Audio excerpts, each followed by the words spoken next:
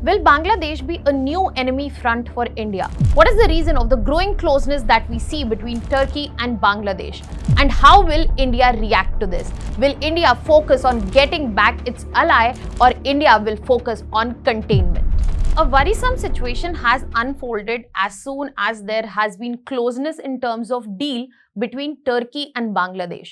And this is not just limited to our neighbor, but it has implications which are wide and in form of threat for India. Hello everyone, welcome to Vajiram and Ravi's Flash News. My name is Shubhangi Singh. Today we are going to discuss and decipher that is India going to see another enemy front emerging in its neighborhood. What are the reasons and why Turkey is courting Bangladesh, and what can be the implications in coming time? Because it becomes important at this point of time that we have always kept as a nation neighborhood first policy, but it seems although the reverse for the neighborhood itself. So after Pakistan, China, Bangladesh is going wary of being seen as pro-Indian, and they are also diversifying in terms of allies. And this is not the best choice for India for its neighbor to pick up Turkey as an ally, because Turkey has been siding with Pakistan in maximum capacity wherever it is seen. So let us get into this by understanding that what is the reason that Turkey is courting Bangladesh, or Turkey is trying and focusing on bringing Bangladesh closer to itself. So when we are talking about the paper reason, what it is put in front on the paper or the formal reason, it comes out to be their policy, Asia Anew policy, in which they are trying to expand their relations and influence in South Asia. And as per this policy, they are looking at Bangladesh that it will be a gateway to the Indo-Pacific region. But this is not just merely a gateway they need to Indo-Pacific region. This is also a symbolism associated with it, that they would have an ally in India's backyard. Turkey is an all-weather ally to Pakistan, and Turkey trying to encroach India in its backyard through this particular policy is a threat situation for us.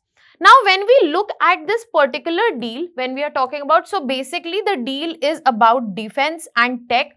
In this, two defense industrial zones have been talked about, that Turkey will help Bangladesh build Chittagong and Narayanganj defense industrial zones. And there is also this confirmation that their Bangladesh will be acquiring Bayraktar TB2 drones, howitzers, and there are talks further about rocket systems and light tanks as well, where it seemingly brings out that it is tech and defense related. We have to understand that it is not one-sided. कि ये जो conversation है, ये जो deal है, ये Turkey की तरफ से सिर्फ नहीं हो रही है, यहाँ पे बांग्लादेश के अपने इंटरेस्ट्स भी हैं. If we talk about Bangladesh, Bangladesh in recent years has been focusing on cutting its dependence on India as well as China, because Bangladesh is always caught up between the two, and Bangladesh as a country doesn't want to be seen that it is dependent on its neighbors. So it is trying to cut the dependence on India and China both, and that is why it is looking into diversification. And in this diversification, Turkey is offering high-tech, affordable and military platforms, basically, which is a symbol that Bangladesh is distancing itself from Indian influence. Now, here you have to understand that this is not a problematic situation just because Turkey and Bangladesh are coming together. This is also a problematic situation because Bangladesh has been a very strong ally for India, but in recent years we are seeing a divergence in this ally. और यहाँ पे जो alliance का divergence है वो multiple reasons की वजह से हमें देखने को मिल रहा है. अगर हम यहाँ पे divergence के terms में बात करें तो हम यहाँ पे देख सकते हैं कि border tensions are one of the reasons. Then the Teesta River water arrangement, which has been in conversation for a decade, but there has been no finality to it. Other than that, if you see, Awami League does not want to be seen as pro-India. So even if they are in power, now they are not, even if they are in power, they don't want to be seen as a pro-India faction. And recently, the youth activism is totally anti-India, which you will see in the protests that have been conducted. Furthermore, India facilitating Sheikh Hasina has further fueled the fire. So यहाँ पर situation जो है India और बांग्लादेश के बीच में खराब चल रही है, और इसमें ये जो क्लोजनेस है with Turkey is definitely not a good news. Now let us try to see the symbolism here, because as I've highlighted already that this is not limited to a tech and defense deal. It is clearly that Turkey is trying to expand its footprint, its influence, and it is also a very clear diplomatic signal that it is going beyond defense tech and it is trying to enter the South Bloc, not just through influence but through deals, through information technology and whatever can facilitate it.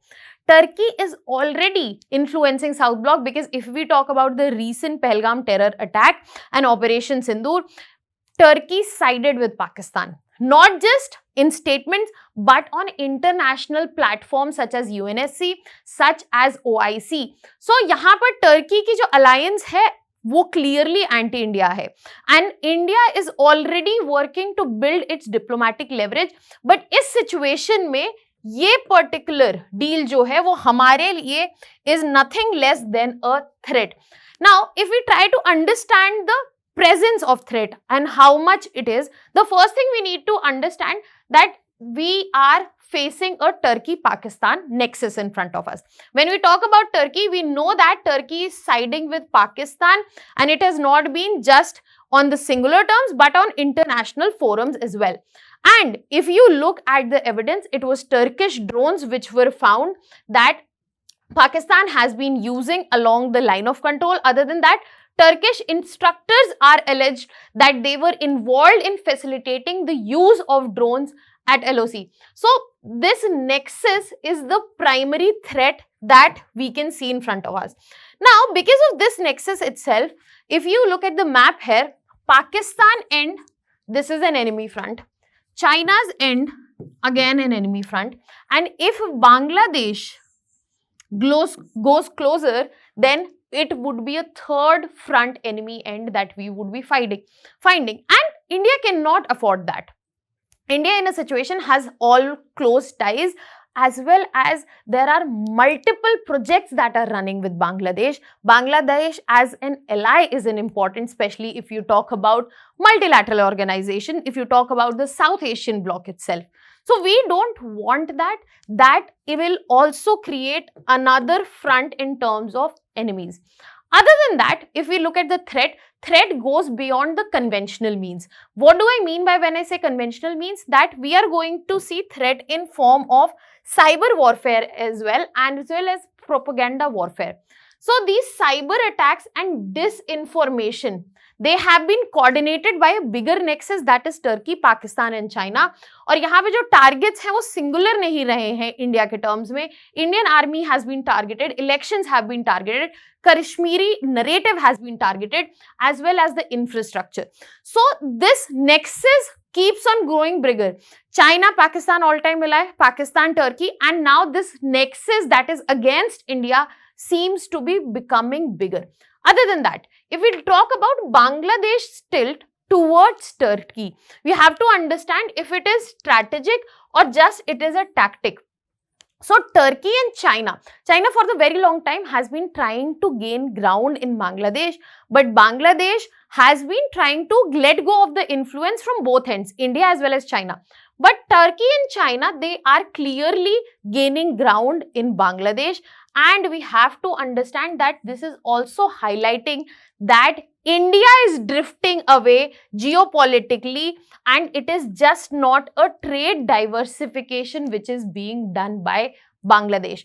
And you also have to remember, when I just showed you the map, that if two fronts are at war, if you're talking about Bangladesh, if you're talking about Pakistan and China, you have to understand this very important part, which is also known as a chicken neck corridor.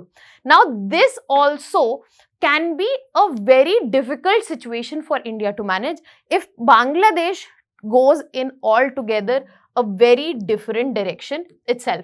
Other than that, if we talk about, this is more like a wake-up call, not just for India, but for the southern bloc also, because the fear that India has, if Pakistan, Turkey and Bangladesh come as a group and they form a corridor, that means that will be looking at threat from its western border as well as eastern border itself, which will place India in a very difficult situation.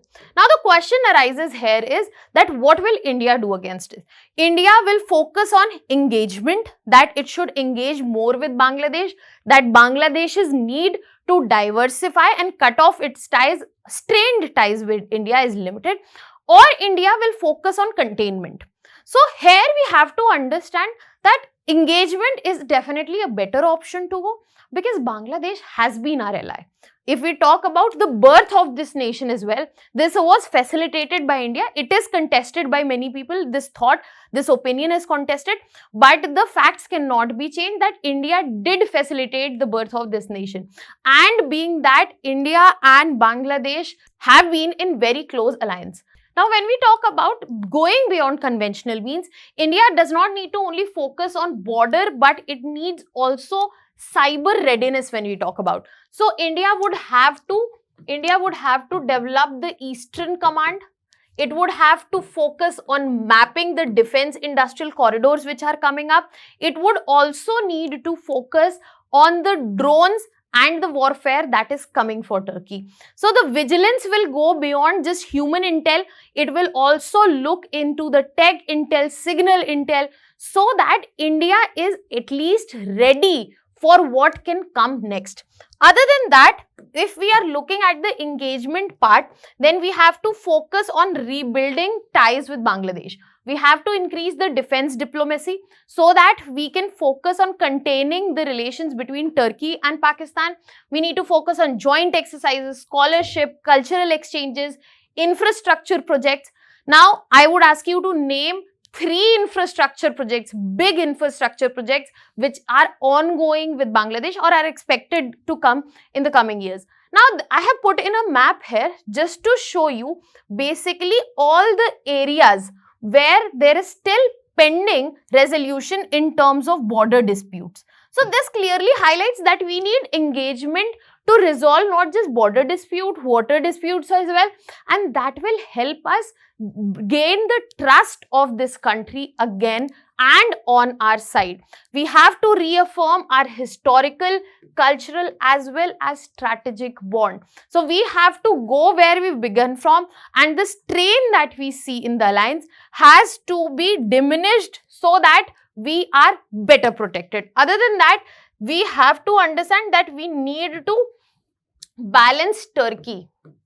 And how can we do that?